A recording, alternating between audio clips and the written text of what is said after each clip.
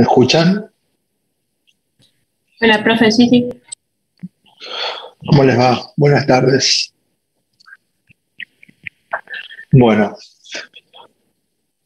hoy les aviso, tengo que cortar la clase un ratito antes, ¿está bien? Por un tema personal.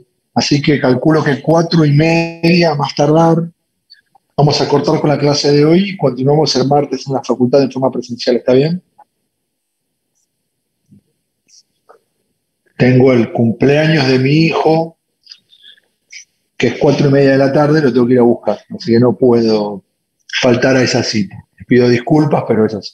Cumple 8 años, no le puedo fallar. ¿Eh? Bueno, Profe, ¿le puedo hacer una consultita? adelante. Eh, Quería saber si la clase pasada la pudo grabar al final.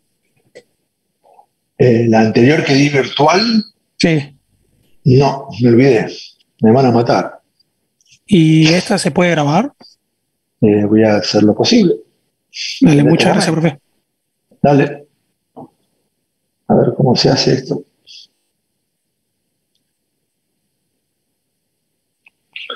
A ver si la puedo grabar desde la computadora en paralelo. Espérenme un segundito.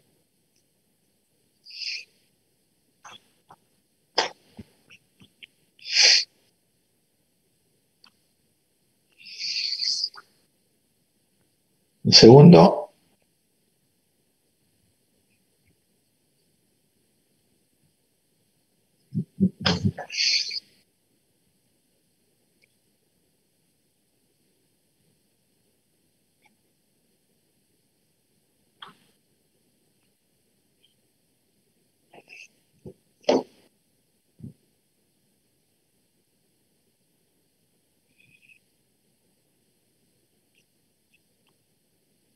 Bueno, mientras tanto, mientras abro acá en la computadora en paralelo, ¿alguna duda? ¿Algo que me quieran preguntar de la clase pasada? No, profe. ¿Listo?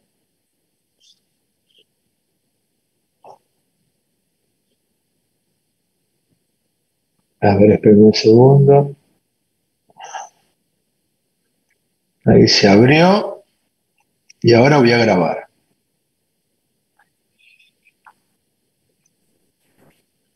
¿Les llegó como que estoy por grabar?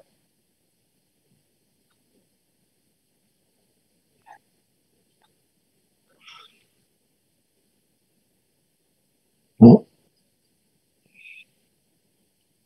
No, no. No sé si aparece algo. A ver, ahora. Recording in progress. Ahí está, ahora sí. Avisó que Sí, se puede ahí ahora grabar, sí. ¿no? Bueno, listo. Vamos directamente entonces. Bueno, buenas tardes. Bueno, vamos a empezar con la clase de hoy. Repito, ¿alguna duda de la clase pasada? ¿Dónde habíamos quedado en la clase pasada? Que estábamos en interpretación constitucional y habíamos visto según el libro los distintos tipos y técnicas de interpretación. ¿Alguna duda, algo que les quiera, que necesitan que les aclare?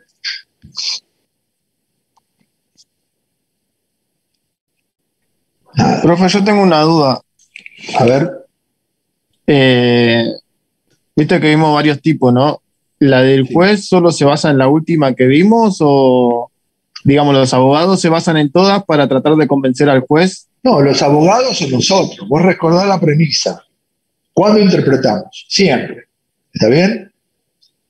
O sea, en todo momento hacemos interpretación. Vos podés hacer una interpretación especulativa, evaluando algo, analizando algo, pensándolo. Puedes hacer una interpretación judicial que la hace los órganos que corresponden o que imparten justicia, es decir, los tribunales. ¿Está bien? O la podés hacer vos desde el punto de vista meramente, no sé, práctico o interpretativo, o sea, o especulativo. O sea, lo que vos vas a utilizar son esos argumentos o las distintas técnicas para... Espera que me está entrando gente. Las distintas técnicas para ver qué es lo que más te conviene a vos o cómo querés hacer valer esa norma. ¿Entendés? No es que uno solo hace tal o cual. Ahora bien, la que habíamos dicho, la última, es así, la hace un juez, pero teniendo en cuenta qué cosa, el efecto que puede causar una sentencia. ¿Está bien? Sí, sí, sí. Son herramientas para todos, para vos, para mí, para cualquiera, para los jueces, argumentativas o para resolver un litigio. Son herramientas. ¿Estamos?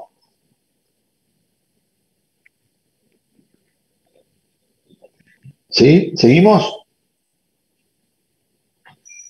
Alguien que me hable, que haya Sí, alguien sí. del otro lado. Sí, sí. Dale. Sí, sí, profe. Por eso odio esto. Perdón, pero es así. Bueno, hasta acá estamos bien.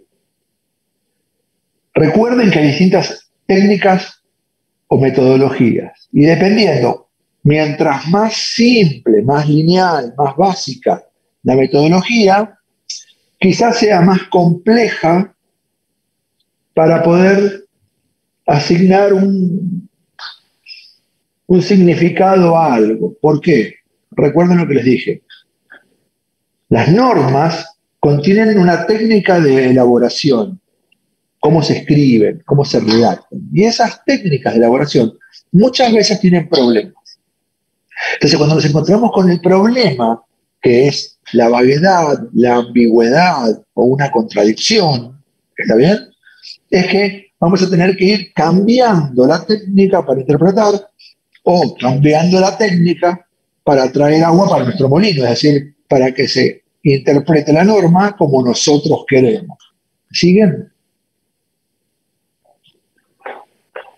Algo escribieron en un chat. Sí, sí. ¿Qué escribieron en el chat? ¿Escribieron algo? Nada, me pareció. Bueno, las problemáticas de la interpretación. Esto es lo que se denomina indeterminaciones semánticas y sintácticas. Son los problemas con los que nos vamos a encontrar nosotros al momento de interpretar las normas. El primero de los problemas que vamos a identificar en la clase de hoy, Lucía Melgar, el problema de los problemas que vamos a tener nosotros al momento de interpretar es algo que se denomina la vaguedad. ¿Alguien sabe lo que es la vaguedad? ¿Qué es algo vago? Muchas cosas para elegir. Eso es vago. ¿Que cambia ¿Qué de sería? significado? No, no. Puede ser que tenga poca definición, Ahí vamos queriendo. como que Algo vago no detalla mucho. Claro, es carente de precisión, falto de precisión. Cuando es como las dos definiciones que me dieron ahí, ¿está bien? Van por ahí, pero podrían, lo que ustedes dijeron podría ser interpretado de otra manera también. ¿Me siguen? Eso es algo vago, carente de precisión. Ahora bien, en nuestra Constitución, ustedes entienden que hay artículos con definiciones vagas o nuestra Constitución está redactada perfectamente como debe ser. No escucho nada. Para mí falta precisión, porque si no, no habría lugar a varias interpretaciones. Esa es una posición bien, bastante pesimista de todo, pero en nuestro país puede aplicar muy bien. Ahora, sí, hay vaguedad, no en todo, Bianca, no en todo, pero hay vaguedad.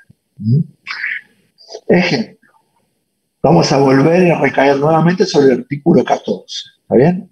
Juliana Rivero, que es a quien veo. Veo a dos chicas conectadas, así que la voy a la voy a molestar toda la clase. Juliana, lee el artículo 14, por favor. Ojalá hubiesen más como Bianca y Juliana que prenden la cámara. Todos los habitantes de la nación gozan de los siguientes derechos conformes a las leyes que reglamenten su ejercicio, a saber, de trabajar y ejercer toda la industria lícita, de navegar y comerciar, de peticionar a las autoridades, de entrar, permanecer, transitar y salir del territorio argentino, de publicar sus ideas por la prensa sin censura previa, de usar y disponer de su propiedad, de asociarse con fines útiles, de profesar libremente su culto, de enseñar y aprender. Bueno, entre todas esas declaraciones de derechos que tenemos nosotros, por ejemplo, si yo pregunto, ¿qué es asociarse con fines útiles? ¿Alguien me lo podría describir? ¿No serían las uniones de empresa para conseguir más beneficio? Podría ser. Ahora suponete, vamos a hacer un ejercicio. Lamentablemente te va a quedar grabado, pero siempre como ejemplo, burdo, pero ejemplo. Supónganse que viene una persona, no vamos a tildar el país, pero de Europa del Este. A ver, una persona de Europa del Este, y no nada que ver con nuestro compañero de Ucrania. Vamos a sacar otro país de Europa del Este. Y se asocia con uno de acá de América del Sur, pero de más para arriba, más por Colombia, ¿está bien? Y se asocia con otro de Centroamérica que Honduras, que eso por ahí. Entonces uno dice, bueno, mira, hagamos un negocio, dice uno. Yo pongo armas, vendemos armas, el otro hace tráfico de blancas, o sea, comercializa con mujeres, ¿está bien? Y el otro vende droga, cocaína, por ejemplo. Y montan un negocio, se asocian los tres y venden droga, armas y mujeres. ¿Eso no es asociarse con fines útiles? Pero también dice que mientras sea lícito, decía. No, ejercer toda industria lícita. Y después dice asociarse con fines útiles. ¿Eso no es un fin útil? Para ellos sí. Para ellos sí. Para el resto de la O sea, sociedad, según claramente ellos no. están respetando su derecho. Nunca vayan con este argumento a un juez porque van a ir presos ustedes y los traficantes. ¿Está bien? Es un ejemplo bastante burdo lo que les estoy diciendo. Pero sirve para demostrar la vaguedad de la redacción de la norma. ¿Entienden, chicos? ¿Qué es asociarse con fines útiles? Cuando dice, hay otro artículo, perdón, que habla del derecho al medio ambiente, ¿no? Y en una parte, voy a avanzar yo, porque si no nos vamos a quedar mucho, habla de el ambiente sano y equilibrado, apto para el desarrollo humano. ¿Qué es? Sano, equilibrado y apto para el desarrollo humano. Hay gente que vive al costado del riachuelo. ¿Ese ambiente es apto para el desarrollo humano? No. No. Sí, hay gente que vive, se están desarrollando. Sería discutible.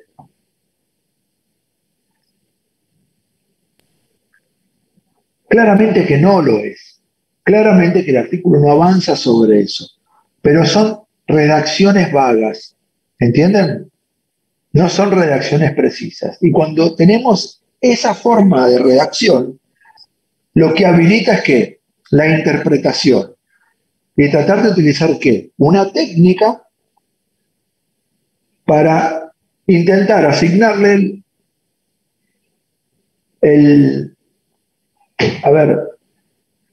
asignar el sentido que nosotros queremos o con la forma o la intención con la que queremos que se lea la norma. ¿Entienden a dónde quiero llegar? Más o menos. Hay muchísimos más ejemplos sobre esto. Por ejemplo, me acordé. armarse en defensa de la patria. ¿Alguien escuchó esa frase? Está en nuestra Constitución. Armarse en defensa de la patria. ¿Qué significa? Que si nosotros entendemos que está levantando, está habiendo una revuelta contra el presidente, vamos a salir con las armas a matar al que quiera derrocar o se oponga a nuestro gobierno democrático. No, no es que vamos a salir con los fusiles a la calle a desbaratar una marcha o contradecir una marcha. ¿Está bien? Apunta a otra cosa. Eso es vago, es falta de precisión. Y esa falta de precisión habilita que uno pueda meterse por donde quiere. ¿Me van entendiendo más o menos? Sí, claro, no puedo cargar la computadora. Escucho. Son los huecos que toman los abogados para salirse con la suya en algunos casos, ¿no? Y los contadores también. Por eso hacen que no se paguen los impuestos. No se hagan los tontos. También los contadores. ¿Estamos? Por eso las técnicas de interpretación facilitan esto. Es decir, no, acá lo que se quiso decir, o acá evidentemente a lo que se apunta, ¿entienden? Van a utilizar esa argumentación para llevar para donde ustedes quieran. ¿Quedó claro lo que es la vaguedad? Otra problemática, la ambigüedad. Ambiguo. ¿Qué es la ambigüedad? ¿Cuándo una palabra es ambigua? Cuando quiere decir dos cosas puede ser. Claro, muy bien. Dos o más significados. Una misma palabra se puede utilizar de dos maneras. Eso es ambiguo. No vemos otro. Bueno, no importa. Ni Juliana ni Bianca. Otro, que no puso la cámara, lee el artículo 2 de la Constitución. ¿El 2, profe? Sí, número 2. El gobierno federal sostiene el culto católico apostólico romano. Listo. ¿Qué significa eso? No me acuerdo, no sé quién leyó. Milena. Yo, ¿Qué Melina. significa? Melina, perdón. ¿Qué significa eso? Que el gobierno se va a apoyar en lo católico. Claro, en la iglesia. Esa sería una interpretación. ¿Alguien tiene otra interpretación al artículo 2, distinta a lo que dijo Melina?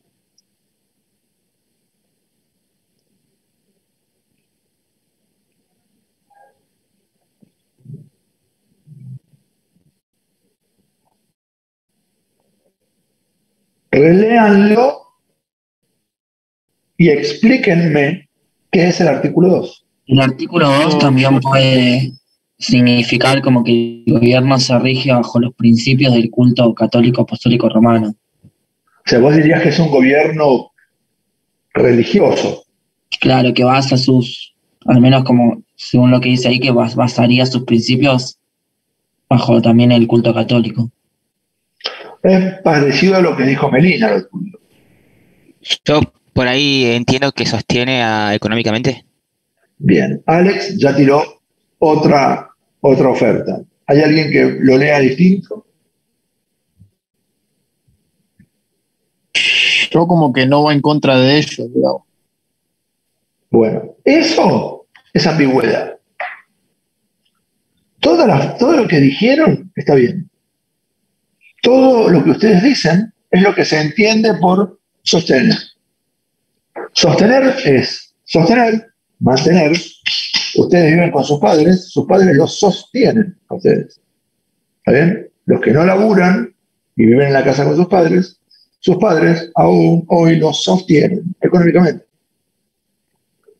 Pero también sus padres los sostienen a ustedes, los apoyan. ¿Está bien? Ustedes se sienten sostenidos por sus padres. Es decir, el Estado, nuestro Estado, refiere o señala en el artículo 2, cuando resalta el culto católico apostólico romano, habla de que el Estado prevé una partida presupuestaria de lo pecuniario para sostener, para mantener ese culto, ¿saben? Y otra referida al sostenimiento moral, espiritual, como una preferencia religiosa de la mayoría de los habitantes del país. ¿Entienden? Es como que nuestro Estado, nuestra Constitución, habla de la religión. No rechaza otras, permite otras, habla de libertad de cultos. Pero para los argentinos, el culto católico apostólico romano sería la religión. ¿Me entienden? A su vez, podría ser interpretado, o es entendido, como que el Estado Nacional sostiene, aporta plata para la Iglesia, para que la Iglesia pueda desarrollar toda su función. ¿Está bien? Eso es ambigüedad. Otro ejemplo. En el año 94, chicos, se incorporó en cuanto a la jerarquía, que lo vamos a ver ahora después, los tratados internacionales de derechos humanos. Son un montón de tratados que están en igualdad de jerarquía con la Constitución. Están en la parte de arriba de una pirámide que ya sabía explicar. Es decir, están por encima de todo. Los tratados internacionales de derechos humanos y la Constitución. ¿Eh? Por debajo de eso están las leyes, las ordenanzas, los decretos, todo eso. Ya lo vamos a ver. Ahora bien, el artículo que en el año 94 incorporó este nuevo sistema de supremacía refiere lo siguiente. Habla de que los tratados de derechos humanos complementan a la Constitución. Entonces la pregunta es, ¿qué es complementario? ¿Qué es un complemento? ¿Algo en segundo plano? ¿Algo inferior? ¿O algo que está igual a lo complementado? ¿El complemento no es algo que ayuda a mejorarla? O sea, vos lo tomarías como algo inferior. O sea, como algo secundario. Claro. Algo secundario que es un plus. Claro, que potencia el original, digamos. Como una aplicación en el teléfono. En el teléfono, le metes una aplicación, le metes un plus, que lo mejora. Ponele. ¿Alguien lo puede evaluar como algo igual?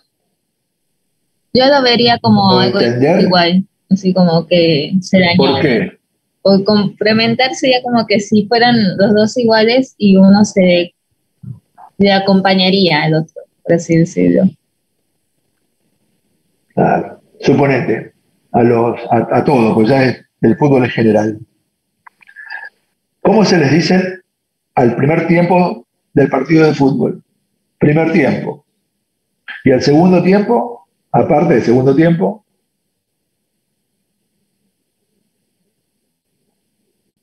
nadie prestó atención cuando empieza el segundo tiempo, como le dicen los relatores. El complemento, profe. El complemento. Si en esos 45 minutos del segundo tiempo no hay partido, se son igual de importantes. Los partidos se pueden definir en el primero o en el segundo. Eso es un complemento. Ahora, no recuerdo, porque no los veo, quién dijo antes que complemento podía ser entendido a algo inferior. También puede ser entendido como algo inferior, algo que no está en igualdad, sino que es algo, un anexo, algo extra. Es algo completo, es lo que falta agregar una cosa para que quede completa. ¿Está bien? Profe, ¿eso no sería un suplemento? No, un suplemento es... Sí, podría ser entendido como un suplemento, pero hablemos de la palabra que está en la Constitución, que es complemento. ¿Entendés? Entonces, complementario puede ser entendido como inferior, igual o en segundo plano. Entonces, ¿Por qué es importante esto, chicos? Porque dependiendo dónde esté el derecho, quizás alguien puede decir, está bien, pero está en los tratados internacionales, no está en nuestra Constitución, quizás, como argumento. O sea, no es de nuestros derechos, es algo que está ahí, que quizás no se puede aplicar, como dándole a entender que está en un segundo plano de importancia, aunque esté en la misma jerarquía. Quizás, no digo que esté bien, que sea razonable, pero quizás lo podrían decir. ¿Está bien? Ahora, ¿cuál es la realidad? Que están en el mismo plano, complementario, aunque la palabra suene a inferior o segundo plano. ¿Está bien? Nadie me responde. Sí, sí, profe. Listo. Tercera problemática. Profe, perdón, al final, ¿qué era asociarse a fines útiles? Nada, es cuando unen dos, ¿qué es lo razonable? Que dos personas juntan sus intenciones para llevar adelante una empresa, ¿está bien? Beneficiosa. Eso es asociarse con fines útiles. Ahora, podría ser entendido desde un punto de vista negativo, o sea, que habilite a una persona que hace un fraude o que crea una sociedad con otro para llevar adelante un delito o un fraude o algún tipo de estafa. Y bueno, cuando lo hace, evidentemente no va a denunciar que va a ser una estafa, pero podría argumentar, bueno, ha sido útil para mí, qué sé yo. ¿Está bien? Ahora, estamos hablando de la redacción, chicos, ¿está bien? De la redacción. Siempre vamos a hacer una interpretación amplia de la Constitución. No vamos a hacer una interpretación negativa.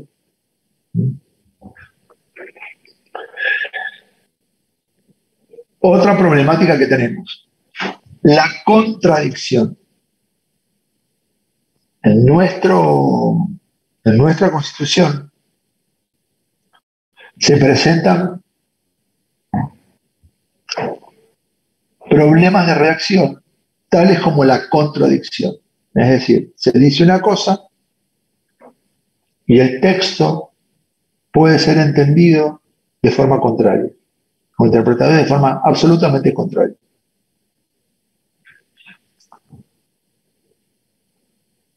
Artículo 86. ¿Quién lo lee?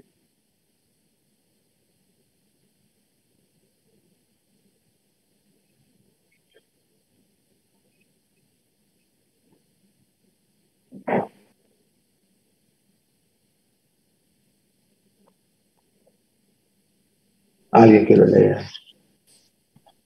El defensor del pueblo es un órgano independiente instituido en el ámbito del Congreso de la Nación, que actuará con plena autonomía funcional, sin recibir instrucciones de ninguna autoridad.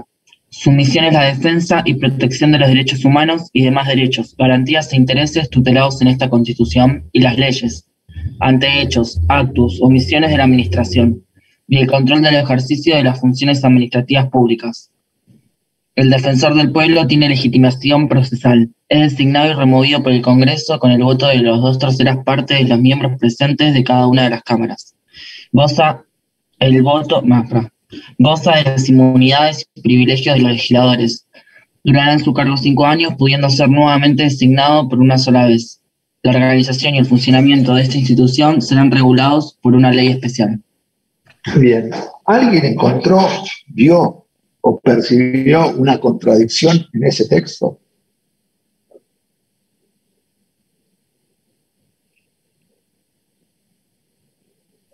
Puede ser que dice que es independiente, pero después dice que es designado y removido por el Congreso.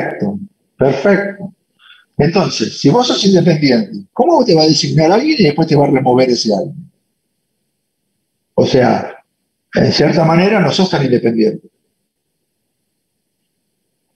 Hay una contradicción. ¿Entienden? Independiente sería quizás que lo es elegido mediante el voto popular y va a llevar adelante sus funciones hasta que venza su mandato o lo que fuere. ¿Entienden? Como si fuese un presidente, por ejemplo. Como si fuese un diputado, un senador. Vos lo elegís, un intendente. Lo elegís, cumple sus funciones, terminó y se va. Es independiente. En este caso no, habla de independencia, pero está instituido o emplazado en el ámbito del Congreso, quien lo designa y lo remueve. Entonces no es tan independiente. Eso es contradictorio. ¿Está bien?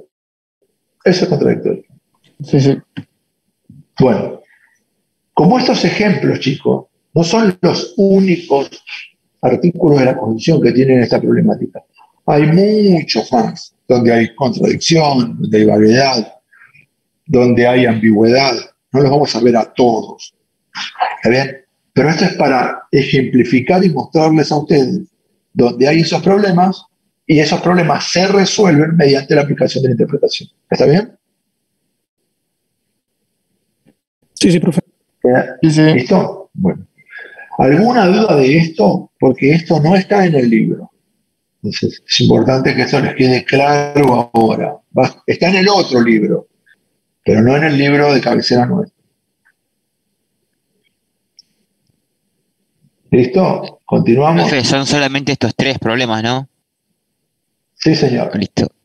Los que vamos a ver nosotros son estos 3.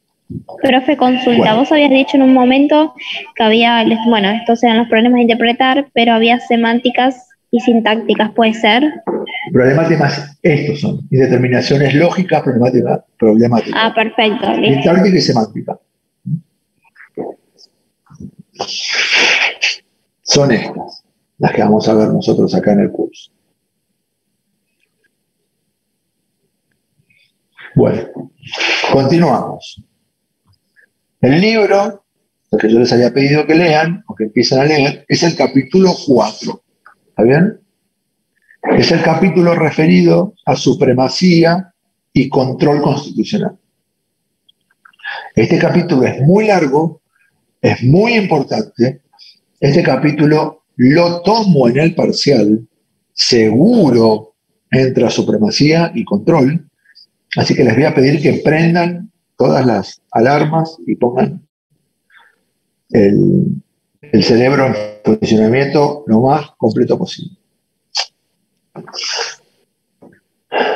Esto es la base de todo el derecho constitucional. Es cómo funciona. La base del derecho constitucional descansa sobre la creencia de que la Constitución es una super ley. Esto recuérdenlo, se lo vengo diciendo hace varias clases. Es una ley, chicos, que se encuentra en el vértice del ordenamiento jurídico. Imagínense una pirámide, un triángulo, y la Constitución está en la punta, en el vértice, arriba.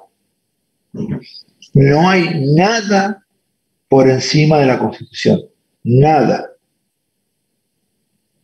Al menos en nuestro país.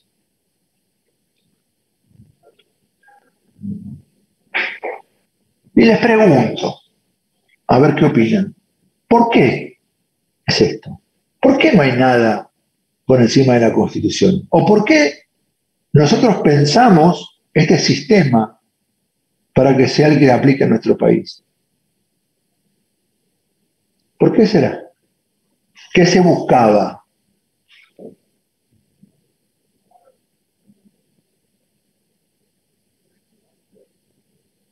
¿Alguien sabe? ¿Alguien se le ocurre algo? ¿Un orden se buscaba, profe? Sí, está bien, se buscaba un orden. Pero más allá de eso, ¿qué es lo que se pretendía?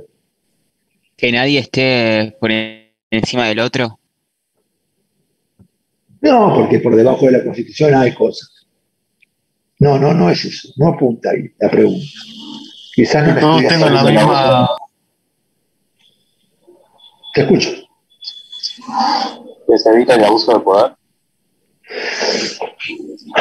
Sí, de cierta manera también, sí, pero no es eso. Lo que se busca, chicos, con esto es la seguridad jurídica. el Estado de Derecho, seguridad jurídica.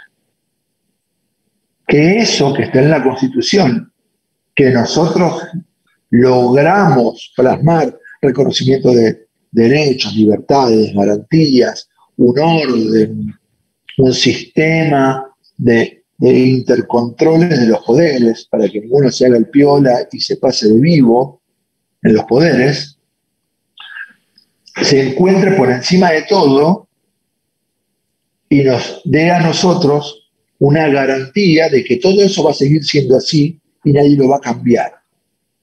Es decir, que las reglas del juego que estamos jugando no se van a estar cambiando todo el tiempo. Esa es la finalidad de darle ese tipo o ese lugar a la Constitución en un ordenamiento normativo. Cuando le das a la Constitución ese lugar en la cima de la pirámide, lo que estás haciendo es aislarla del juego político ordinario del Congreso y del presidente.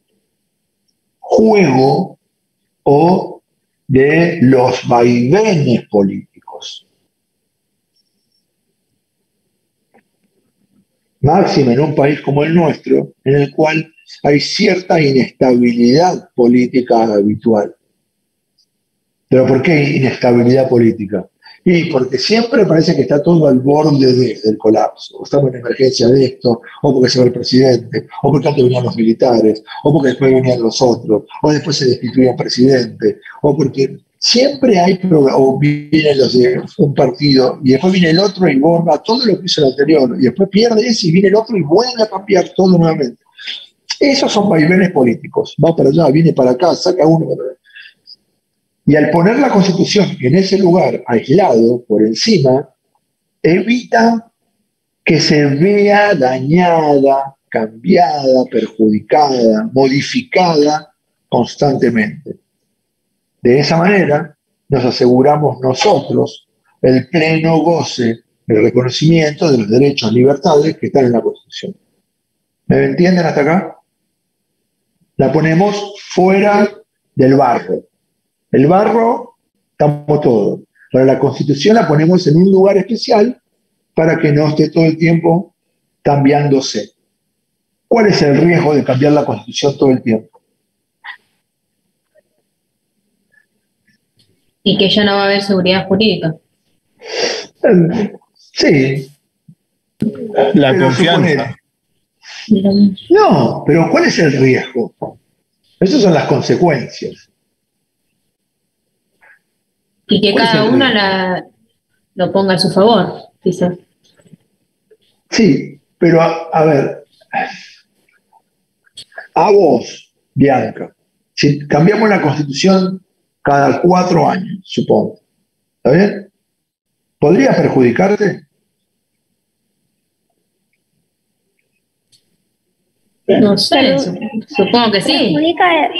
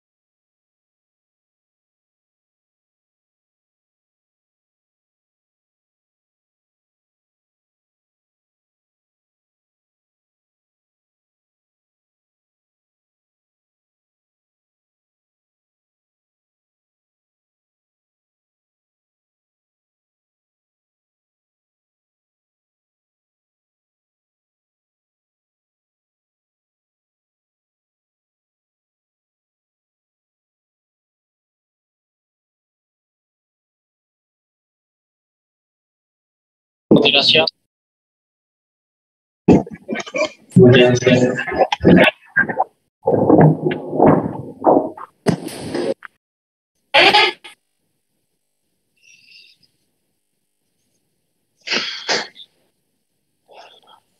Bueno, seguimos, chicos. Esperen, no puedo avanzar mucho más porque está convirtiendo la grabación, que tarda, y termine de convertirla, vuelvo a grabar lo que falta, ¿está bien? Pero me estaban diciendo algo recién. Yo, profe, pero no me acuerdo. ¿Cuál era la pregunta? El riesgo de cambiar la Constitución. Claro. Eso. Estaba diciendo que era cambiar el orden de la sociedad. No, el riesgo, chicos, es que nos puedan quitar los derechos. Lo que está en juego en la Constitución son los reconocimientos de nuestros derechos y nuestras garantías. Es un detalle de un montón de cosas que tenemos permitidas nosotros. Cómo nos vamos a manejar, qué podemos hacer, qué no podemos hacer, hasta dónde podemos ir, hasta dónde puede ir el gobierno. ¿Está bien? Ahora, si a vos te cambian la Constitución, ¿podemos tener más derechos? Sí. ¿Más libertades? Sí. Ahora, ¿podríamos tener menos también? Sí. Sí. Entonces, ¿dónde está el riesgo? Ahí, claramente ahí. Entonces, lo que se busca con esto, chicos, es evitar la mayor cantidad de avasallamiento posible o de violación de nuestros derechos posible. Es decir, dejarlo ahí, ponerlo ahí afuera y que después se debata la problemática acá internamente. ¿Está bien? ¿Una ley puede limitarnos algún derecho a nosotros?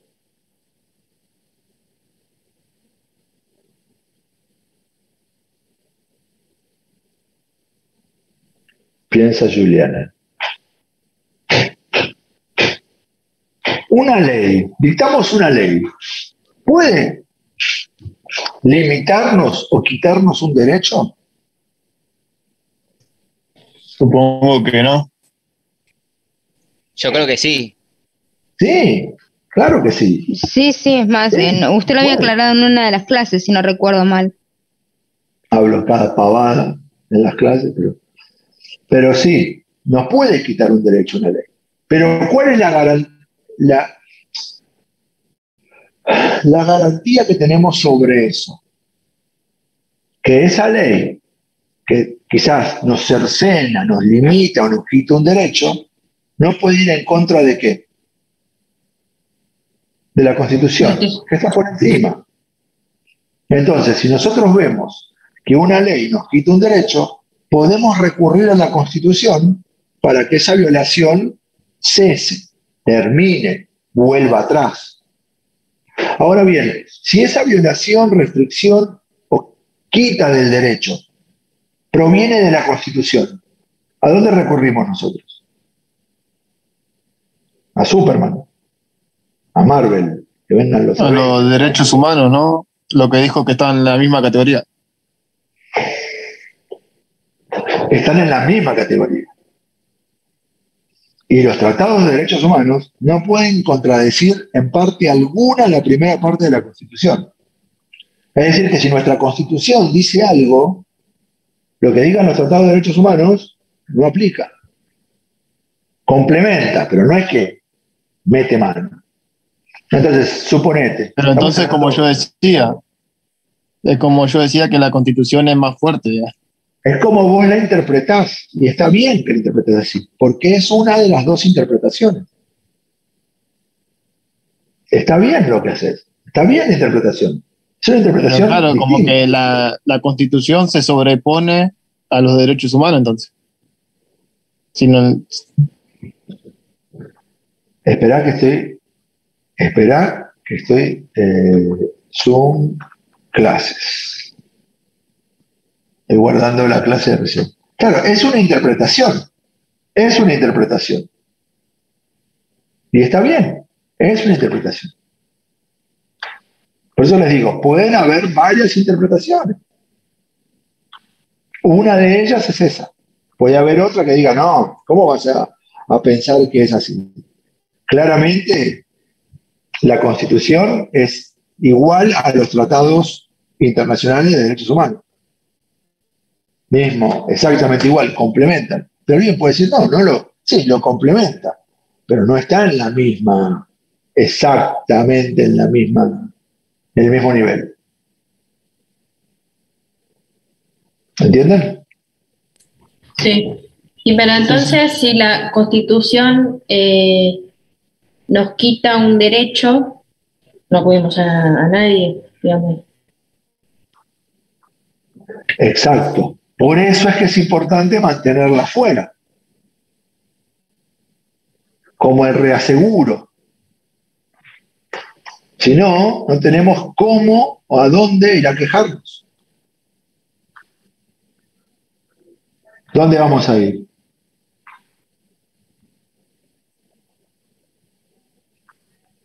Esperen que no puedo abrir.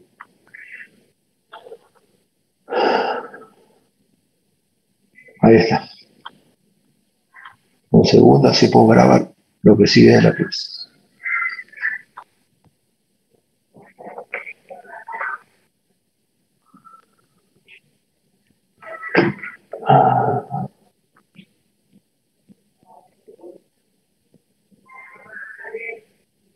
Un segundito, chicos, así grabamos esta parte.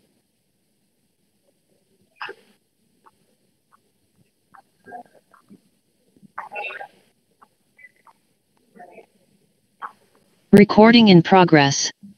Listo. Bueno, ¿entendieron? Continuamos.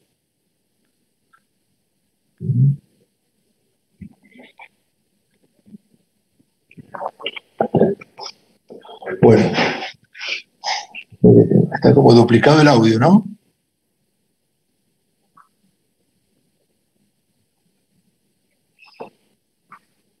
Ahí está.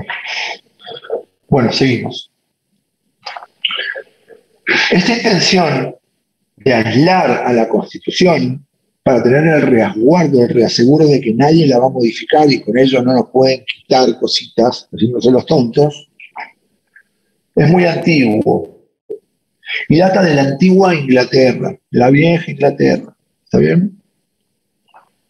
Un gobierno republicano de Oliverio Cromwell, lo van a leer en el libro, 1653, donde se establecía que todas las cláusulas o leyes contrarias a lo que ellos entendían como una constitución eran nulas. Es decir, nada podía contradecir el documento o el instrumento de gobierno, lo que para ellos era la Constitución. ¿Y por qué lo digo para ellos? Porque dentro de las categorías de constituciones, nosotros no la vimos, pero dentro de las categorías de las constituciones, hay una clasificación que habla de constituciones escritas o dispersas. ¿Está bien? Codificadas o dispersas. Las codificadas son las constituciones que se encuentran en un texto único, como la nuestra. Agarras el libreto, está la Constitución. Constitución argentina. Las constituciones dispersas es como la Constitución de Inglaterra. No se encuentra en un único libro, no se encuentra en un solo papel. Está dispuesta en muchos instrumentos de gobierno, que todo ello conforma la Constitución. ¿Está bien? Entonces, esto es muy antiguo. Por eso es que en países como Inglaterra, son países con constituciones flexibles, no rígidas, donde se puede cambiar cualquier instrumento que conforma la Constitución por un mecanismo normal de sanción de cualquier ley. ¿Por qué? Porque algunos de los instrumentos que conforman lo que para ellos es entendido como Constitución, algunos son propias leyes. Pero esas leyes que conforman esa Constitución no se tocan nunca. ¿Por miedo a qué? A lo que acabamos de hablar. ¿O por riesgo a qué? A lo que acabamos de hablar. De que empiecen a toquetearnos los derechos y las declaraciones, las garantías. Porque empezamos con una cosita, una pavadita, dos cositos, dos para allá, tres para acá. Cuando queremos acordar, estamos sometidos a un régimen. ¿Está bien? Estamos hablando sobre hipótesis, chicos. En nuestro país no ha pasado nunca. Espero que nunca pase, y no está pasando ni va a pasar. ¿Estamos? Pero el riesgo existe y ustedes tienen que entender el mecanismo para saber cuáles serían las eventuales o hipotéticas consecuencias si se cambia el sistema de supremacía. ¿Estamos? ¿Hasta acá? A su vez, recuerdan cuando vimos los tipos de constitución, ¿no? Cuando hablamos de que habían constituciones que eran originarias y otras derivadas. ¿Se acuerdan de eso? Las constituciones originarias eran las nuevas, las novedosas, las que ponían cosas nuevas. Y las derivadas, como las nuestras, son aquellas que copiamos algunas cosas, traemos algunas cosas, imitamos algunas cosas. En el caso de la supremacía de la Constitución, esto proviene de la Constitución de Estados Unidos, la Constitución americana, que en el artículo 6 de la Constitución de Filadelfia dice textual: esta Constitución, las leyes de los Estados Unidos que en virtud de ellas se promulgaren y todos los tratados hechos o que se hicieren bajo la autoridad de los Estados Unidos serán la ley suprema del país y los jueces de cada estado estarán obligados a observarlo, aun cuando hubiera alguna disposición contraria en la Constitución o en las leyes de los estados. Es decir, todos están sometidos a lo que diga la Constitución, tanto jueces, ciudadanos, leyes o constituciones de los estados que componen la Unión de los Estados Unidos. Esta cláusula, este artículo de la Constitución de Estados Unidos es de 1787. Nosotros lo trajimos para nosotros e hicimos una creación tomando esa cláusula. Y la misma se encuentra en el artículo 31 de la Constitución. Como ahora tengo una nueva integrante que se ha sumado a la Cámara, Rocío, lo va a leer Rocío.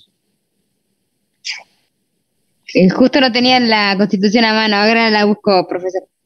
Dale.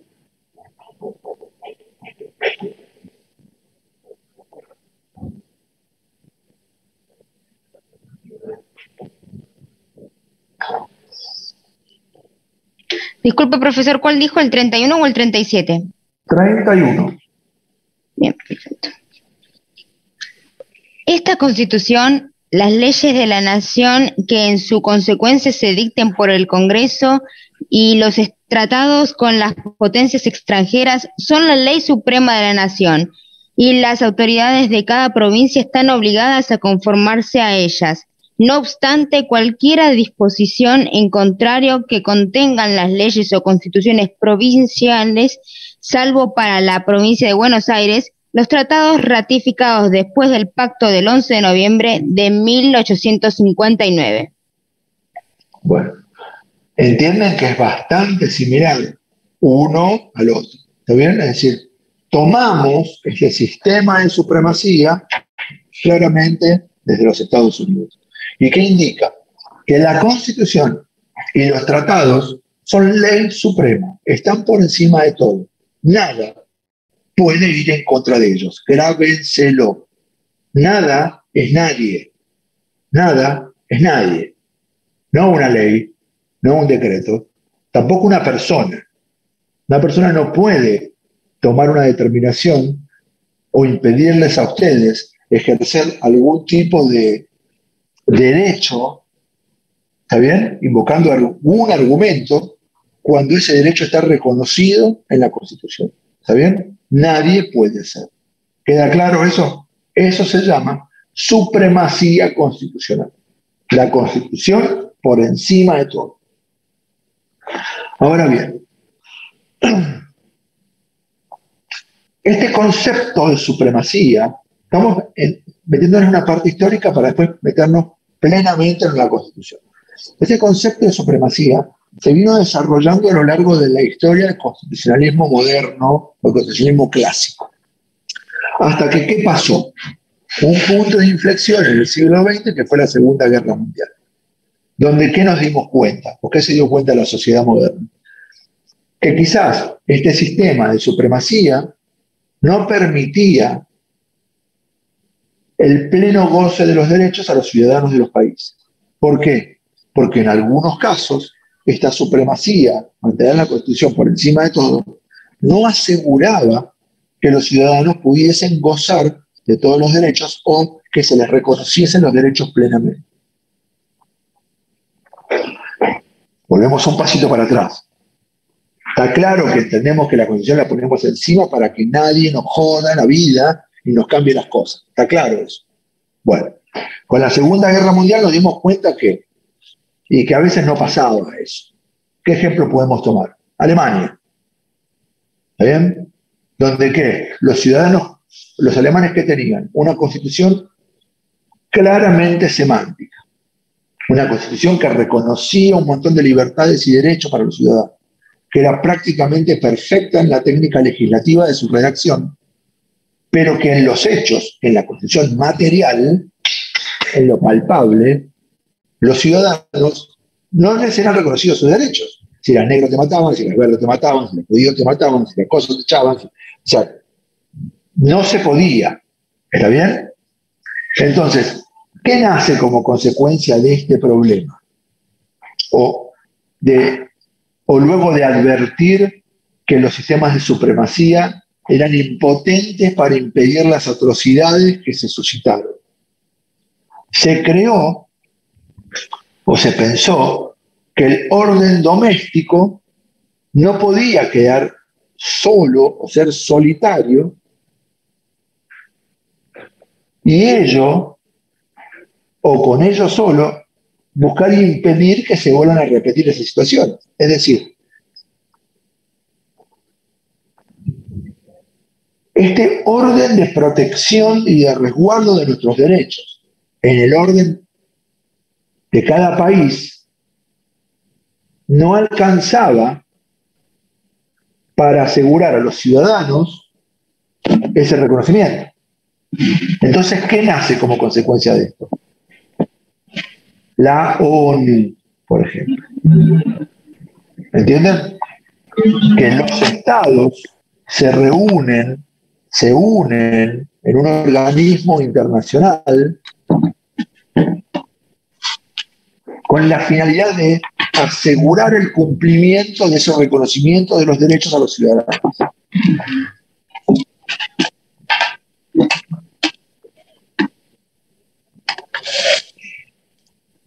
De ahí nace, en 1948, la Declaración Universal de los Derechos Humanos, por ejemplo, o el lanzamiento de la Organización de las Naciones Unidas, la ONU.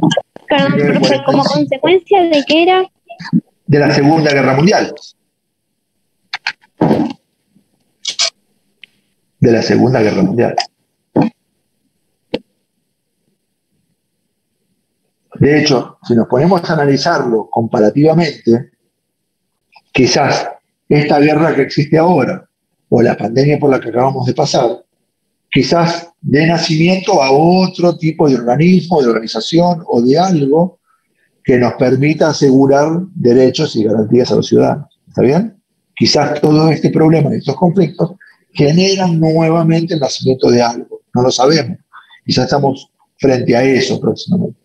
¿Está bien? Entonces, en una situación como la actual, donde hay un país que está siendo invadido por otro país y están haciendo una guerra en un país, cada país independiente, cada país con una constitución, en la cual impide que un país no pueda reconocerle los derechos a sus ciudadanos porque está siendo invadido por otro, es donde empieza a funcionar este sistema supranacional como son las organizaciones internacionales de derechos. ¿Está bien? ¿Me van siguiendo hasta acá? Estas organizaciones supranacionales, que están por encima de los países, a su vez también generan normas y crean normas. Esas normas, por lo general, se llaman tratados, acuerdos o declaraciones internacionales.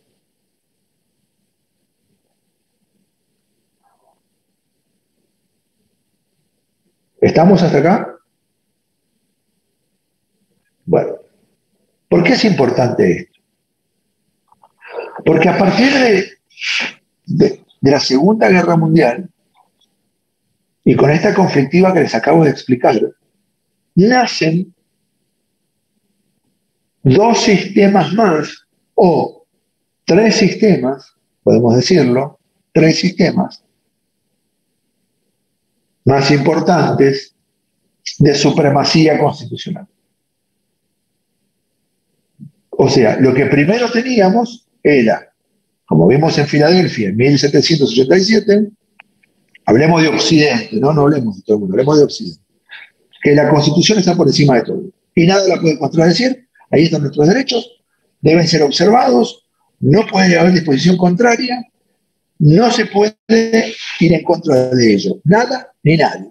¿Estamos de acuerdo? ¿Qué pasó? Vino un fulano que fue en contra de lo que sea la Constitución y se llevó puesto a medio mundo. ¿Saben? La Segunda Guerra Mundial. Entonces, dijimos, bueno, pará, este sistema solo de garantías que habíamos pensado que en teoría funcionaba hasta ahora, evidentemente no funcionó, tuvo una falla. Hagamos una cosa, tenemos que crear un sistema que esté por encima de las constituciones de cada país para, si hay algún vivo que se quiere pasar como este que se acaba de ir, lo controlemos a nivel internacional. Se crea la ONU. ¿Me van siguiendo? Esa ONU expide normas. Esas normas se llaman tratados, acuerdos, declaraciones. Bueno, entonces, a partir de acá nacen tres sistemas, dejando de lado el viejo sistema. El primer sistema de supremacía, el primer sistema nuevo de supremacía es el que se utiliza en los Países Bajos. Países que fueron invadidos por Alemania, chicos. Y que Alemania invadió y arrasó, por ejemplo. Donde la supremacía constitucional está dada por los tratados internacionales y no por la propia Constitución. Es decir, en países como Holanda, la norma suprema o las normas supremas son los tratados internacionales. Por debajo está la Constitución de Holanda.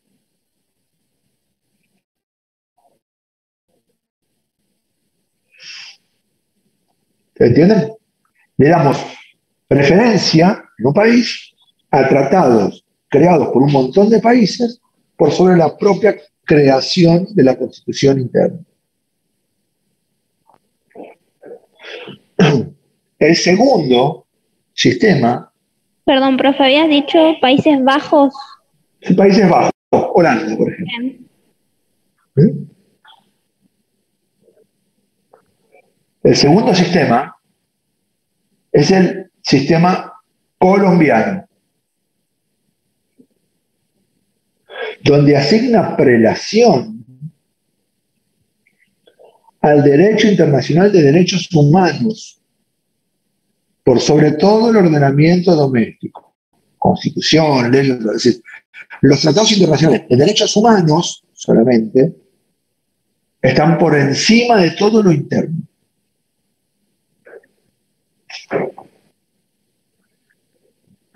Holanda, todo el ordenamiento internacional por encima del doméstico. Todo. Tratado de comercio, tratado de salud, tratado de Colombia, solo los tratados internacionales de derechos humanos están por encima del ordenamiento doméstico. ¿Por qué es esto? Fines de los 80, principios de los 90, pero más fines de los 80, imagino que alguno de ustedes habrá visto las series esas de los narcos colombianos.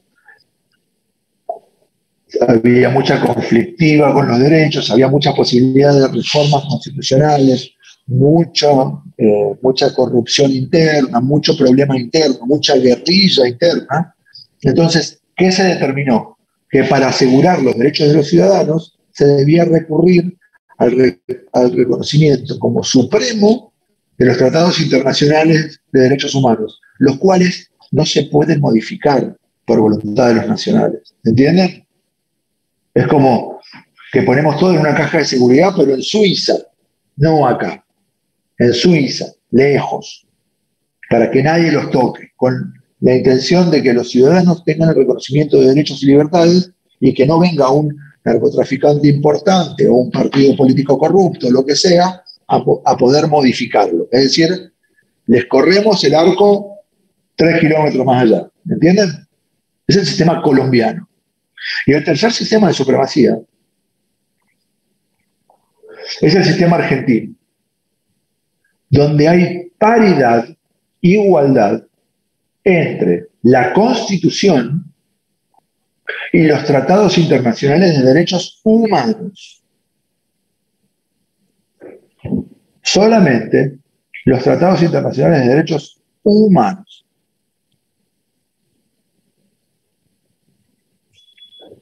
Perdón, profe, en el anterior solo esos tratados están por encima de lo que rige el propio país, ¿no?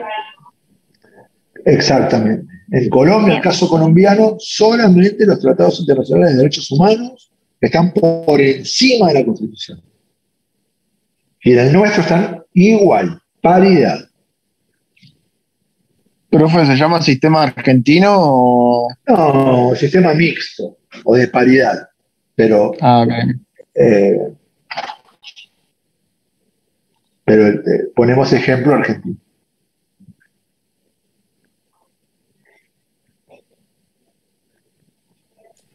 ¿Y el resto de los países, profe?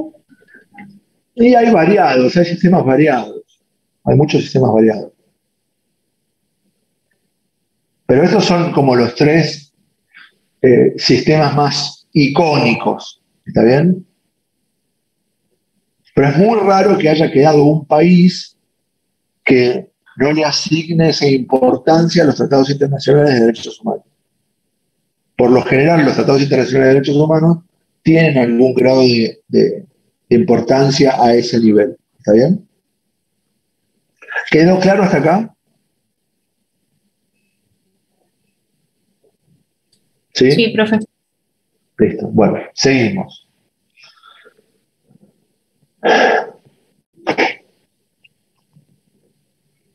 En nuestro sistema, chicos, en nuestro sistema constitucional, recuerden que está conformado por un montón de normas. Montón de normas. Las normas, por lo general, las denominamos como ley, tratado, decreto, resolución, ordenanza, comunicación. ¿Está bien? Como ya lo hemos dicho varias veces, nos sirve para identificar quién la emite y con ello darle el orden en la jerarquía de importancia en la pirámide. ¿Está bien? ¿Una declaración también sería una norma? Y si es una declaración internacional de derechos humanos, sí.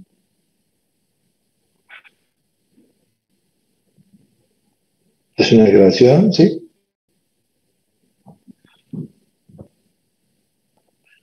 De hecho, la Declaración Universal de Derechos Humanos forma parte de los tratados internacionales de derechos humanos que tienen esa jerarquía. Que ya lo vamos a ver. Bueno, sigamos. Nosotros, chicos, por nuestro sistema de gobierno, contamos con un gobierno o un Estado nacional y los estados provinciales. Cada estado, el Estado nacional tiene un presidente que nos gobierna a todos. Y cada estado provincial tiene un gobernador, un poder ejecutivo local, que gobierna a quienes, a los que están dentro de esa provincia o ese territorio. ¿Está bien?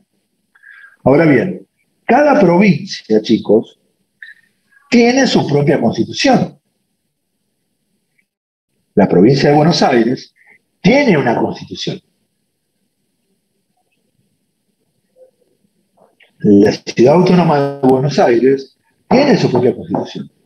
Cada provincia tiene una constitución. Ahora bien, esa constitución provincial va en contra, puede ir en contra de lo que dice la Constitución Nacional. No. No. Nunca, nadie. nada. ¿Está bien? Nada. ¿Estamos de acuerdo? Entonces, ¿puede haber una constitución provincial? Sí. ¿Podemos decir lo que se nos ocurra? Sí. Pero nunca ir en contra de la nacional. ¿Una ley provincial puede ir en contra de una constitución? No. Ni la propia constitución provincial, ni la propia constitución nacional. ¿Está bien? Todo debe guardar un nivel vertical y de imposible contradicción, de abajo para arriba. Nada de lo que está abajo puede ir en contra de lo que está encima. ¿Está bien? Nuestro sistema es verticalista. Vertical. ¿Está claro hasta acá? Sí, profe. Nosotros, y vamos a ver esto, y vamos a cortar acá, pues ya van a ser 4:30, y quedan creo que 8 minutos, 7 minutos, 7 minutos. Contamos con un orden o un sistema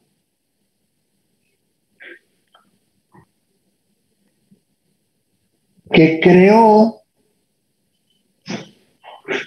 la nueva pirámide. No vamos a hablar de la vieja, no me interesa hablar de cómo era antes. La nueva pirámide de lo que se denomina el bloque federal. Bloque federal, pregunta de parcial y de final. Así que Juliana anota, bloque federal. No se cuelguen mirando Netflix estos 7 minutos.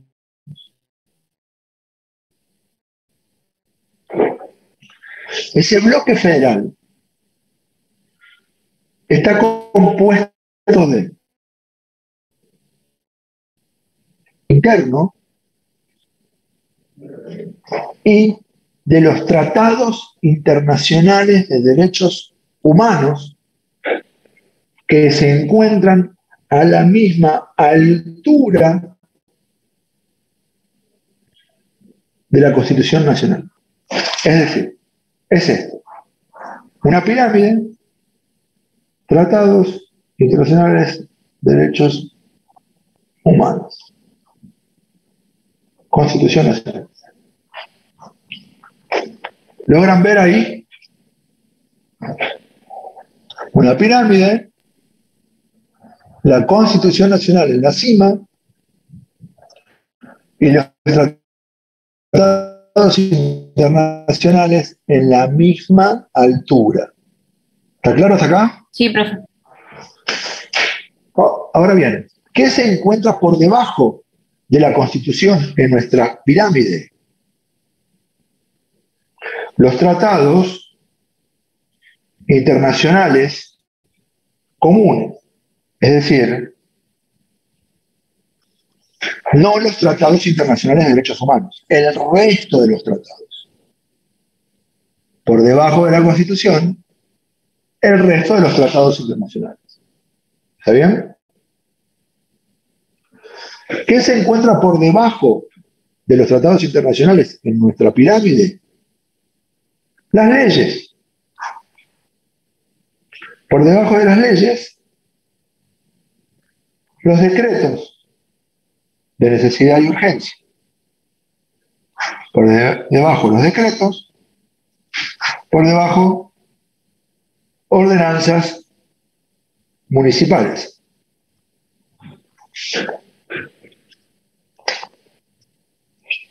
¿Está bien? Constitución, tratado internacional, ley, decreto, ordenanza. ¿Está bien? Constitución, tratados internacionales comunes, leyes, decretos, ordenanzas. A la misma altura de la Constitución, ¿qué se encuentra? Tratados internacionales de derechos humanos. De derechos humanos. Una regla para que esto se lo aprendan y no se lo olviden es la siguiente. Dependiendo del grado de complejidad de creación de la norma, está más arriba. Ejemplo. Para hacer una ordenanza municipal, ¿qué hace falta? Un intendente, un consejo deliberante. Poca gente, no son muchos. ¿Está bien? Lo podemos poner por debajo. Para hacer una resolución de aduana, ¿hace falta mucha gente? No, poca, va abajo. ¿Está bien? Una comunicación del Banco Central. ¿Quién la puede dictar? El presidente del Banco Central. Una persona que es un cargo político prácticamente. Está por debajo. ¿Está bien? Ahora, piensa en esto. Para crear una constitución, ¿es un mecanismo complejo? Sí. No saben cómo, pero entienden que sí. ¿Estamos? Sí. Para crear un tratado internacional de derechos humanos, ¿es un mecanismo complejo? Sí. Sí. Sí. Sí. Tienen que juntar no sé cuántos países, las personas que mandan los países. Después esos tratados tienen que volver al país, ser ratificados por el Congreso. O sea, es todo un mecanismo súper complejo. Entonces, a mayor complejidad, le vamos dando mayor altura en el nivel. ¿Una ley es compleja de crear? Sí, se tiene que juntar el Congreso, diputados y senadores. Pero un tratado internacional, ¿es más complejo de suscribir que una ley o menos compleja? Más compleja. Más compleja. Entonces, seguramente la ley va a quedar por debajo. ¿Y un decreto es más complejo o menos complejo que una ley? Menos, porque lo hace el presidente, uno solo. ¿Es importante? Sí, porque lo hace el presidente, uno de los tres poderes. Pero, por la complejidad de crear una ley, no puede estar por encima de la ley. Tiene que estar por debajo. ¿Entienden? Esa pirámide que les acabo de detallar, utilicen esta regla si tienen duda dónde ubican cada norma. ¿Está bien? Entonces, a mayor complejidad de creación de la norma, es el nivel que se le da en la pirámide, de mayor importancia.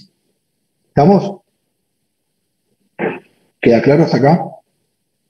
¿Cuánto queda? Sí, profe. Bueno, queda un minuto, chicos. Sí. Vamos a cortar acá. La clase que viene seguimos con supremacía y con una figura que está en el libro que se llama, control de constitucionalidad. Control de constitucionalidad. Lo que vimos hoy y control entra en el parcial. ¿Estamos? Así que léanlo y el martes nos vemos en la facultad con las dudas que tengan sobre lo que vimos hoy y continuamos con la clase. ¿Estamos de acuerdo? Profe, ¿solo todo eso está en unidad 4?